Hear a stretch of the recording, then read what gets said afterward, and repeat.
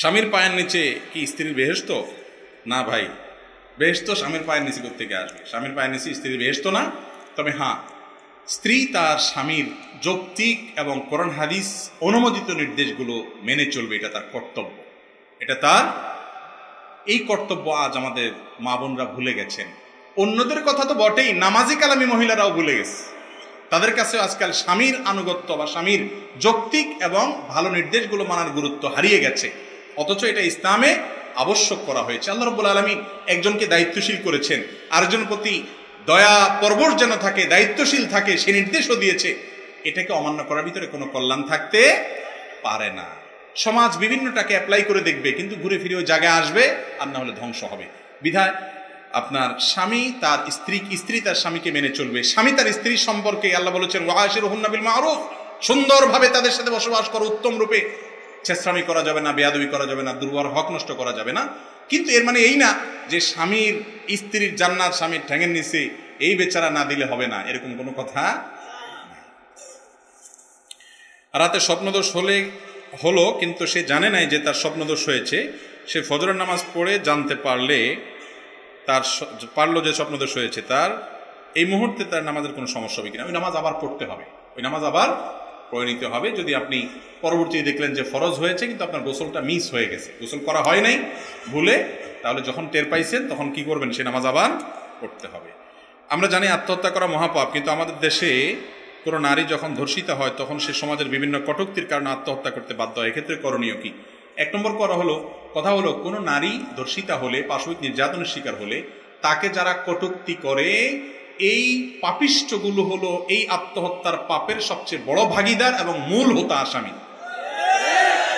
আমাদের এই সমাজে কিছু ভদ্রবেশী, দুষ্ট এবং পাপিষ্ঠ এবং অসভ্য বলা যেতে পারে আছে, যে মানুষগুলো একজন নারী ধর্ষিতা হয়েছে, জোরপূর্বক সে জুলুমের শিকার হয়ে হয়তো অপরাধ তার সঙ্গে সংগঠন করা হয়েছে, এই টাইমটাতে তার পাশে দাঁড়ানো দরকার, তাকে সাপোর্ট দেওয়া দরকার। তার তো কোনো দোষ নাই, কিন্তু এরপরেও তাকে নিয়ে কটূক্তি করা হয় কি হয় না? অযথা মন্তব্য, অযথা, না জেনে। আরে ভিতরে ভিতরে সেও একমত আছে, আপনি কিভাবে জানলেন? মুসলমান না জেনে কখনো কারোর পরে কথা বলতে, আল্লাহ বলেছেন এই সম্পর্কে তাহসাবুনাহু হাইয়িনা ওয়া হুয়া ইনদাল্লাহি আযীম। একজন নারীর চরিত্র নিয়ে কথা তোলা, এটাকে তোমরা খুব ছোট জিনিস মনে করো, আল্লাহর কাছে এটা বিশাল বড় অপরাধ, অনেক বড় অপরাধ। কত বড় অপরাধ জানেন?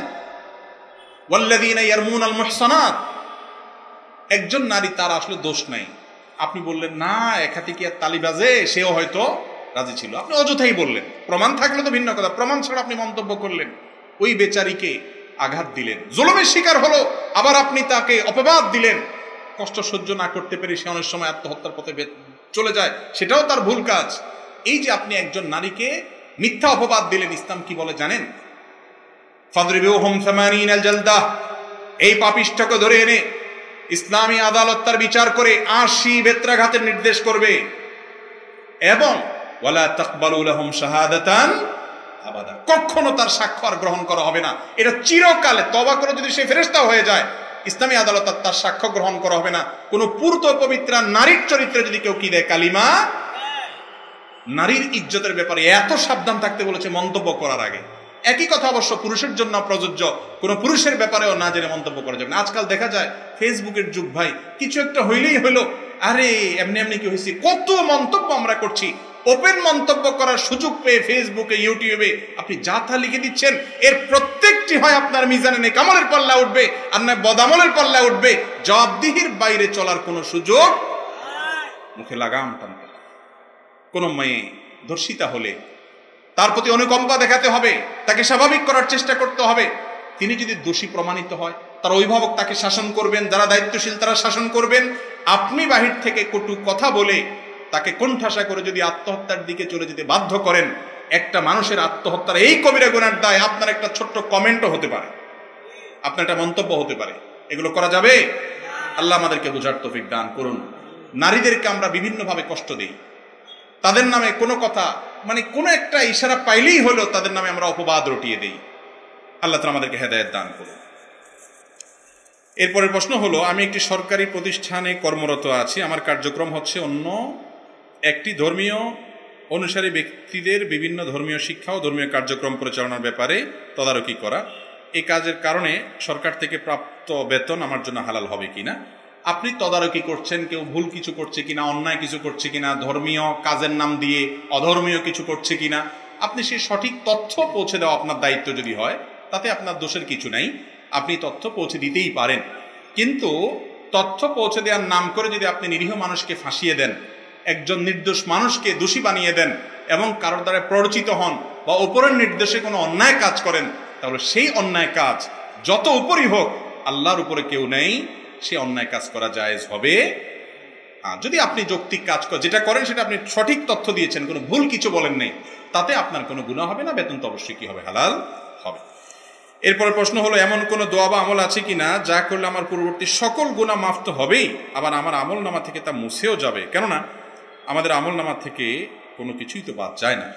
দেখুন, আত্তা এবং মিনাজ্জাম্বি কামাল্লা যামবালা, যে ব্যক্তি তওবা করে, বিশেষ করে তওবায়ে নাসুহা, এমন তওবা করলো পাপ করার পর ফিরে এসে আর করবে না সেটা সংকল্প করেছে, এই তওবাকারী ব্যক্তি সম্পর্কে নবী সাল্লাল্লাহু আলাইহি ওয়াসাল্লাম বলেছেন, সে এমন হয়ে যায় যদি তওবাকে আল্লাহর কাছে গ্রহণযোগ্য অ্যাকসেপ্টেড তওবা করতে পারে, অ্যাকসেপ্টেবল তওবা যদি সে করতে পারে, তাহলে সেই তওবার কারণে এমন হয়ে যায় যেন সে গুনাহই করে নাই, কোনো আলামতি থাকে না। এই জন্য তওবাটা খাঁটি করার চেষ্টা করতে হবে, কায়মনোবাক্যে করার চেষ্টা করতে হবে। মানুষের কাছে ভুল করে মাপ চাইলে অনেক সময় একটু ছোট মনে হয় নিজেকে, আল্লাহর কাছে অপরাধের পর একটু ক্ষমা চেয়ে দেখেন, একটু কেঁদে দেখেন, দেখবেন মনটা আরো নির্ভার মনে হবে, ফ্রেশ লাগবে, ভালো লাগবে ইনশাআল্লাহ। আমি নিয়মিত নামাজ পড়ি, তারপরও আমার স্বপ্নদোষ হয়, এটা থেকে বাঁচার উপায় কি কোন হাদিসের আলোকে?